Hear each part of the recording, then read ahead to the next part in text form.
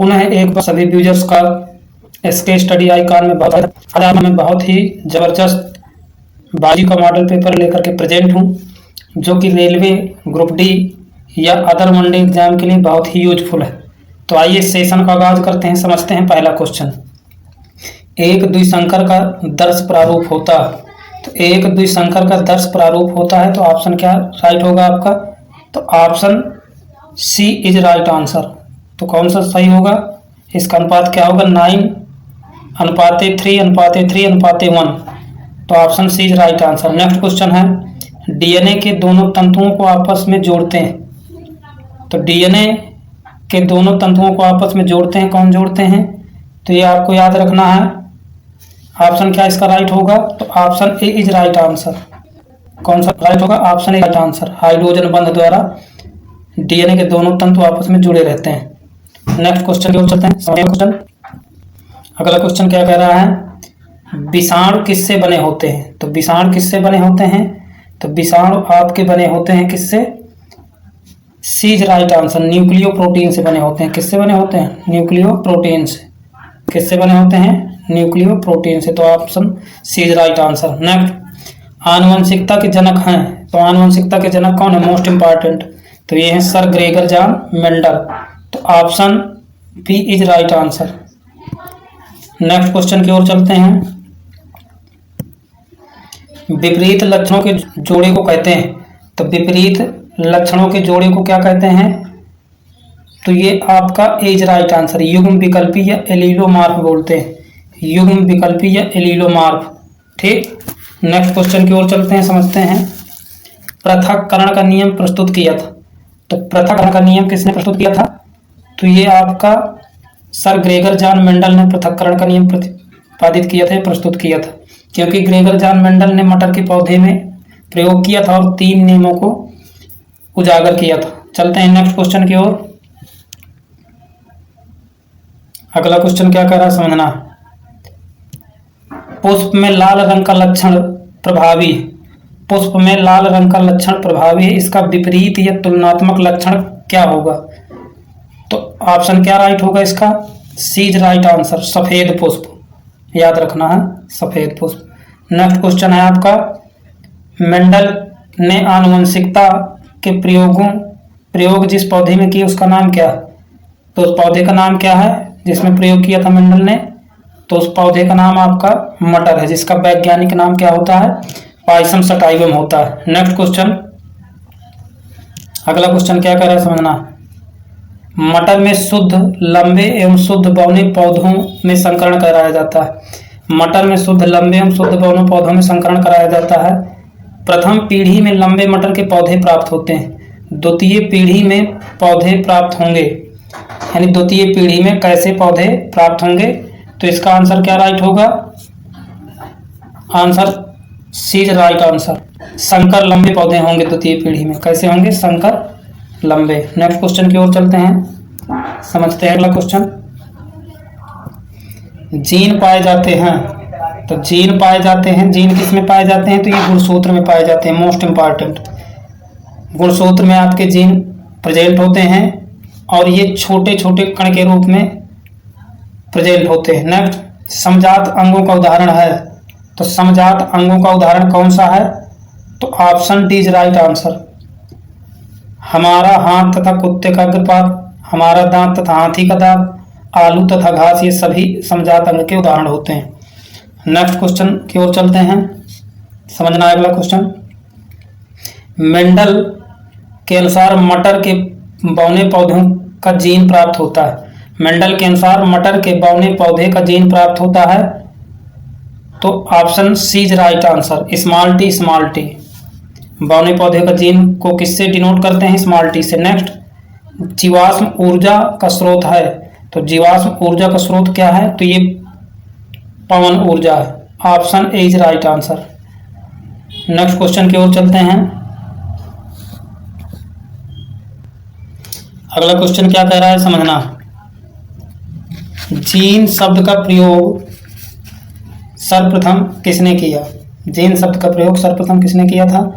तो ये किया था आपके जॉनसन ने। Option B is right answer. Johnson ने जीन शब्द का सर्वप्रथम प्रयोग किया था। नेक्स्ट क्वेश्चन की ओर, मनुष्य में गुणसूत्रों की संख्या क्या होती है? तो मनुष्य में गुणसूत्रों की संख्या क्या होती है सभी आप लोग जानते हैं। तो ये 46 होती है, अर्थात 23 जोड़ी होते हैं। तो option C is right answer, क्योंकि 23 जोड़ी आपके मेल में, 23 फीमेल में, टोटल कितने हो जाएंगे आपके? मनुष्य में गुणसूत्रों की संख्या 46, जिसमें से 22 जोड़े समजात होते हैं, 23वां जोड़ा भिन्न होता है। नेक्स्ट क्वेश्चन की ओर चलते हैं। अगला क्वेश्चन समझते हैं क्या कह रहा है, समझना। मानव में ऑटोसोम्स के जोड़े होते हैं अथवा मनुष्य के गुणसूत्रों में ऑटोसोम की संख्या कितनी होती है? तो अभी हमने क्या बताया था कि 22 जोड़ी आपके क्या होंगे? ऑटोसोम्स, अर्थात समान होते हैं। तो option A is right answer. Next, उत्परिवर्तन का उदाहरण है। तो उत्परिवर्तन का क्या उदाहरण है?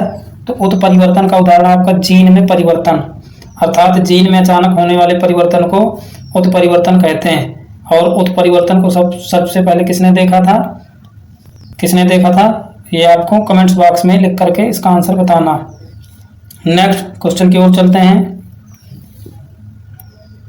गुणसूत्र किस पदार्थ के बने होते हैं? तो गुणसूत्र किस पदार्थ के बने होते हैं? तो ये डीएनए एवं प्रोटीन के बने होते हैं। तो option D right answer.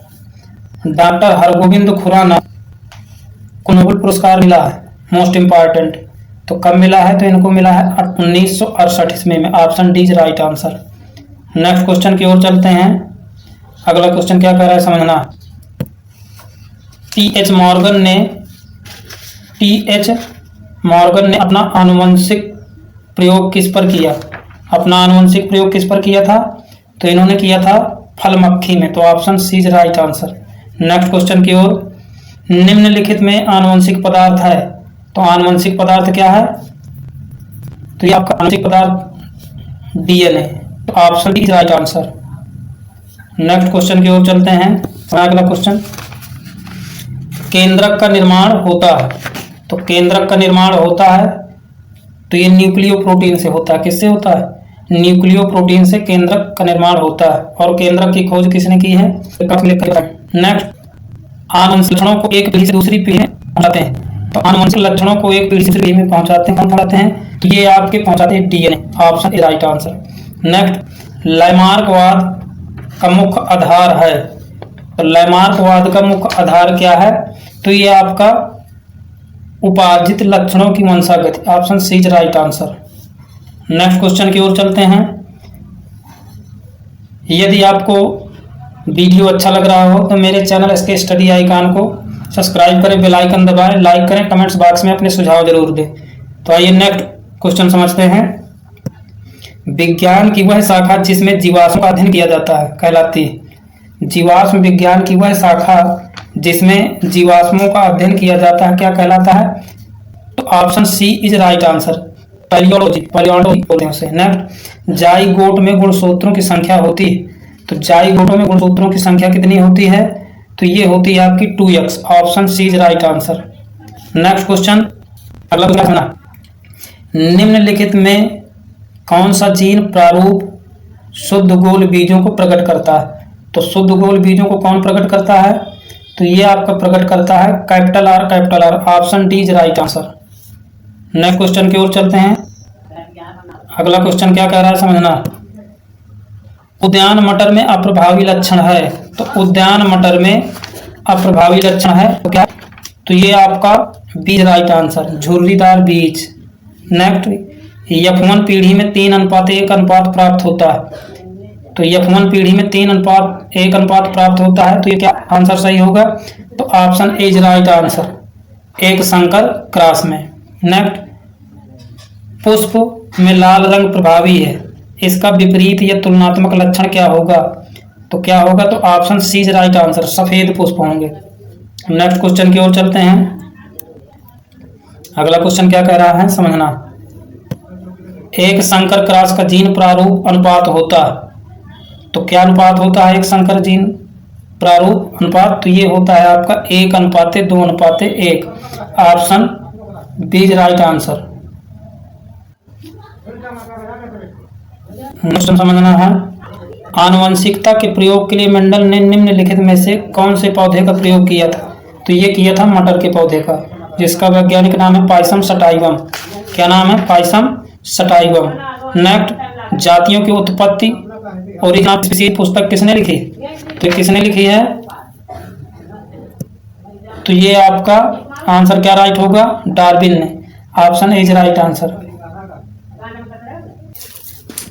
Next question की ओर चलते हैं, समझते हैं अगला क्वेश्चन।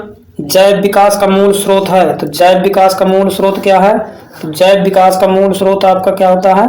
तो option B is right answer, लैंगिक चयन। नेक्स्ट, पुरुष में लिंग गुणसूत्र होते हैं, तो पुरुष में लिंग गुणसूत्र आपके होते हैं X Y. Option is right answer. और वहीं फीमेल में अर्थात स्त्री में एक्स एक्स। नेक्स्ट क्वेश्चन की ओर चलते हैं।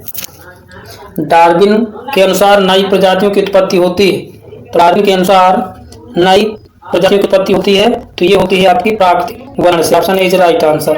नेक्स्ट क्वेश्चन, चमगादड़ तथा पक्षी के पंख किस प्रकार के उदाहरण? तो चमगादड़ तथा पक्षी के पंख किस प्रकार के अंग के उदाहरण है? तो option B is right answer, समरूप होते हैं। क्या होते हैं? समरूप। तो option B is right answer. Next question है, मानव स्पीशीज होमो सेपियंस का उद्भव कहाँ पर हुआ? तो कहाँ पर हुआ है? तो ये अफ्रीका में हुआ।